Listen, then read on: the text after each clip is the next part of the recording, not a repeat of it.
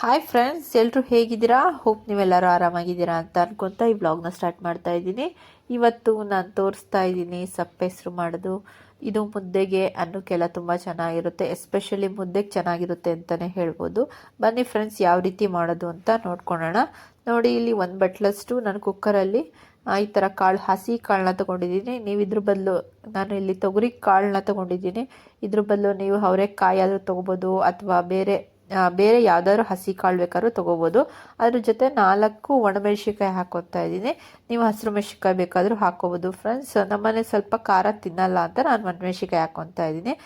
ಅದ್ರ ಜೊತೆ ಕಟ್ಟಿಗೆ ಎಷ್ಟು ಬೇಕೋ ಅಷ್ಟು ನೀರು ಹಾಕೊತಾ ಇದ್ದೀನಿ. ನೀರು ಜಾಸ್ತಿ ಹಾಕೋಕೆ ಹೋಗಬೇಡಿ, ಚೆನ್ನಾಗಿರಲ್ಲ. ಒಂದು ಸ್ವಲ್ಪ ನೀರು ಹಾಕ್ಕೊಂಡು ರುಚಿಗೆ ತಕ್ಕಷ್ಟು ಉಪ್ಪು ಹಾಕ್ಕೊಂಡು ಈಗ ಬೇಯಿಸ್ಕೊಳ್ಳೋಣ. ಲಿಡ್ನ ಕ್ಲೋಸ್ ಮಾಡಿ. ನಾನು ಯೂಶ್ವಲಿ 2-3 ವಿಷಲ್ ಕೂಗಿಸ್ಕೊಂಡ್ರೆ ಅಷ್ಟೇ ಚೆನ್ನಾಗಿ ಬೇಯೋದು. ಅಷ್ಟರಲ್ಲಿ ಅದು ಕುಕ್ಕರ್ ಕೂಗೋಷ್ಟರಲ್ಲಿ ನಾವು ಒಂದು ಮಸಾಲೆನ ರೆಡಿ ಮಾಡ್ಕೊಳ್ಳೋಣ. ಬನ್ನಿ ಫ್ರೆಂಡ್ಸ್, ಇದಕ್ಕೆ 8-10 ಲೆಸ್ಲು ಬೆಳ್ಳುಳ್ಳಿ ತೊಗೊಂಡಿದ್ದೀನಿ. ನೀವು ಸಿಪ್ಪೆ ಸುಲಿದಾದರೂ ಹಾಕ್ಬೋದು, ಹಾಗೇನಾದ್ರು ಹಾಕ್ಬೋದು. ಯೂಶ್ವಲಿ ನಾನೇ ಸಿಪ್ಪೆ ಸುಲಿದು ಹಾಕ್ಕೊಳಕ್ಕೆ ಹೋಗಲ್ಲ, ಯಾಕಂದರೆ ನನಗೆ ಅಷ್ಟೊಂದು ಪೇಷನ್ಸ್ ಕೂಡ ಇಲ್ಲ. ಸೊ ಅದಾದಮೇಲೆ ಹುಳಿಗೆ ನಾನು ಹುಣಸೆ ಹಣ್ಣನ್ನ ಇಟ್ಕೊಂಡಿದ್ದೀನಿ. ಇದನ್ನು ತೊಳೆದುಬಿಟ್ಟು ನೆನೆ ಹಾಕ್ಕೊಂಡಿದ್ದೀನಿ. ಈಗ ಒಂದು 5 ಮಿನಿಟ್ಸ್ ಮುಂಚೆ ನೆನೆ ಹಾಕ್ಕೊಂಡಿರೋದು ಅಷ್ಟೇ, ತುಂಬ ಹೊತ್ತೇನು ನೆನೆ ಹಾಕ್ಕೊಂಡಿಲ್ಲ. ಇದನ್ನು ಇದು ಸ್ವಲ್ಪ ನೀರು ಹಾಕ್ಕೊಂಡು ನೆನೆ ಹಾಕ್ಕೊತಾ ಇದ್ದೀನಿ.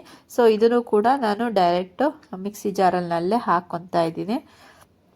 ಈ ಥರ ಅಂದರೆ ನೀರು ಲಿಮಿಟೆಡಾಗಿ ಹಾಕ್ಕೊತಿರೋದ್ರಿಂದ ಸ್ವಲ್ಪ ಅವಾಯ್ಡ್ ಆಗುತ್ತೆ ಅಂತ ಅನ್ನೋ ದೃಷ್ಟಿಯಿಂದ ಹಾಕ್ಕೊತಾ ಇದ್ದೀನಿ ಅಷ್ಟೇ. ಅದಾದಮೇಲೆ ತೊಳೆದಿರೋ ಅಂಥ ಫ್ರೆಶ್ ಆಗಿರೋ ಅಂಥ ಕೊತ್ತಂಬರಿ ಸೊಪ್ಪು ಹಾಕ್ಕೊಂಡಿದ್ದೀನಿ.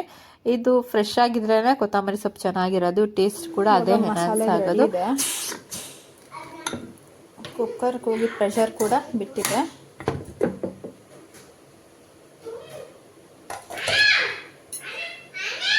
ಯಾವ ರೀತಿ ಬಂದಿರಬೇಕು ಅಂತಂದರೆ ಒಂದನ್ನು ಬಿಸಿಗೆ ತೋರಿಸ್ತೀನಿ. ಬಿಸಿ ಇರೋದ್ರಿಂದ ಬಟ್ಲಿಗೆ ಹಾಕ್ಕೊತಾ ಇದ್ದೀನಿ. ಸೊ ನೋಡಿ, ಹಿಂಗಿರುತ್ತಲ್ಲ, ಏಕ್ದಮ್ ಪ್ರೆಸ್ ಆಗಬೇಕು. ಈ ರೀತಿ ಆದರೆ ತುಂಬ ಚೆನ್ನಾಗಾಗುತ್ತೆ. ಕಾಳು ಥರನೇ ಇದ್ದರೆ ನಿಜವಾಗ್ಲೂ ಚೆನ್ನಾಗಾಗಲ್ಲ. ಚೆನ್ನಾಗಿ ಬೇಯಿಸ್ಕೊಳೋದ್ರಲ್ಲಿದೆ. ನೋಡಿ, ಒಂದು ಸೌಟಷ್ಟು ನಾನು ಕಾಳನ್ನ ತಕ್ಕೊಂಡಿದ್ದೀನಿ. ಹಾಗೆ ಇದರಲ್ಲಿ 3 ಮೆಣಸಿನ್ಕಾಯಿ ಮಾತ್ರನೇ ತಕ್ಕೊತಾ ಇದ್ದೀನಿ. ಇನ್ನೊಂದು ಹಾಗೆ ಇರಲಿ.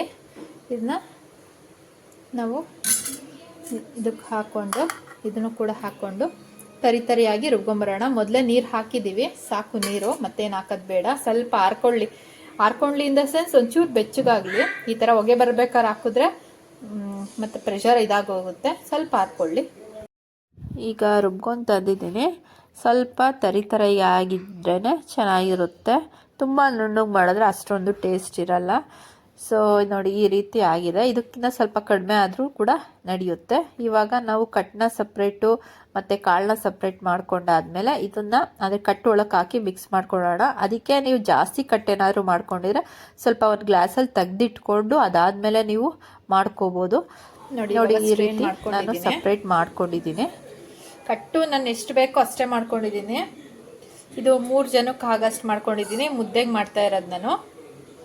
ಸಾರು 1 ಟೈಮಿಗೆ ಮಾತ್ರ ಮಾಡ್ಕೊತಾ ಇದ್ದೀನಿ. ಇವಾಗ ಈ ಮಸಾಲೆ ಇದೆಯಲ್ಲ, ಇದನ್ನು ಇದ್ರೊಳಗೆ ಹಾಕ್ಕೊತೀನಿ.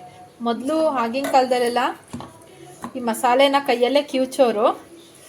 ಬಟ್ ಈಗಂತೂ ತುಂಬಾ ಡೆಲಿಕೇಟ್ ಆಗಿಬಿಟ್ಟಿದೆ ನಮ್ಮ ಕೈಗಳೆಲ್ಲ. ಸೊ ಆಗಲ್ಲ. ಅದರಿಂದ ನಾನು ಇದು ಹಾಕ್ಕೊಂಡು ಇವಾಗ ಮಾಡ್ತೀನಿ ರೀ. ಸೊ ಇದೆಲ್ಲ ನಾನು ಇವಾಗ ಸ್ಟ್ರೈನ್ ಮಾಡಿಕೊಂಡು ಇದಕ್ಕೆ ಹಾಕ್ಕೊಂಡಿದ್ದೀನಿ. ನಾನು ಮೊದಲೇ ಹೇಳ್ತಿದ್ದೆ, ಆದರೆ ಈಗಿನವ್ರ ಕೈ ತುಂಬ ಡೆಲಿಕೇಟ್ ಆಗಿಬಿಟ್ಟಿದೆ. ಒಂದು ಸ್ವಲ್ಪ ಒಂದೇ ಒಂದು ಮೆಣಸಿನ್ಕಾಯಿ ಕಿವುಚಿದ್ರು ಕೂಡ ತುಂಬ ಉರಿ ಹತ್ತುತ್ತೆ. ಅದು ಎಷ್ಟು ಸೋಪಾಗಿ ತೊಳೆದ್ರೂ ಹೋಗಲ್ಲ. ಏನಿಲ್ಲ ಅಂದರೂ ಒಂದು 2 to 3 hours ಸಿಕ್ಕಾಪಟ್ಟೆ ಉರಿಯುತ್ತೆ. ಸೊ ಅದರಿಂದ ನಾನು ಈ ರೀತಿ ಕಂಡ್ಕೊಂಡಿದ್ದೀನಿ. ನಾನು ಊಟ ಮಾಡಿ ಎದೊಳೋ ಅಷ್ಟರಲ್ಲೂ ಕೂಡ ಉರಿಯುತ್ತೆ. ಅಷ್ಟು ಇದು ಮೆಣಸಿನ್ಕಾಯಿಗಳು ತುಂಬ ಖಾರ ಇರುತ್ತೆ ಈಗಿಂದು. ಬಟ್ ಆಗಿನ ಕಾಲದವ್ರು ಇವತ್ತು ಕೂಡ, ನಮ್ಮ ಅಜ್ಜಿಯವರೆಲ್ಲರೂ ಇವತ್ತು ಕೂಡ ಕೈಯಲ್ಲೇ ಕಿವುಚ್ತಾರೆ. ಬಟ್ ಅವ್ರಿಗೆ ಏನು ರೆಸಿಸ್ಟೆನ್ಸ್ ಪವರ್ ಇದೆಯೋ ನನಗೆ ಗೊತ್ತಿಲ್ಲ. ತುಂಬ ಅಂದರೆ ತುಂಬಾ ಇದು ಮಾಡ್ತಾರೆ, ಅಂದರೆ ಕಿವುಚ್ತಾರೆ. ನಮ್ಮ ಕೈಲಾಗಲ್ಲ. ಸೊ ಅದಕ್ಕೆ ಇವಾಗ ಒಂಚೂರು ಟೇಸ್ಟ್ ನೋಡಿಬಿಟ್ಟು ನಾವು ಉಪ್ಪು ಬೇಕಂದರೆ ಉಪ್ಪು ಹಾಕ್ಕೊಳ್ಳೋಣ. ಪುಡಿ ಉಪ್ಪೆ ಹಾಕ್ಕೊತೀನಿ. ಆಲ್ಮೋಸ್ಟ್ ಕರೆಕ್ಟಾಗಿರುತ್ತೆ, ಬಟ್ ಸ್ವಲ್ಪ ಸ್ವಲ್ಪ ಹಾಕ್ಕೊಂಡ್ರೆ ಹಾಕೋಬೋದು, ನಿಮ್ಮಿಷ್ಟ. ಆಮೇಲೆ ಹುಳಿಗೆ ನೀವು ಇದನ್ನು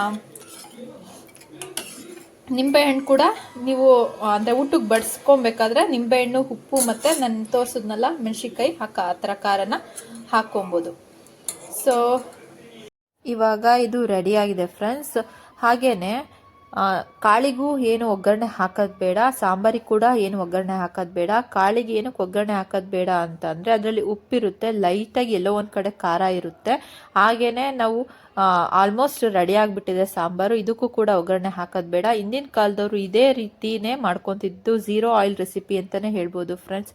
ನಿಮ್ಗೆ ಇಷ್ಟ ಆಗಿದೆ ಅಂದ್ಕೊತೀನಿ. Thanks for watching friends.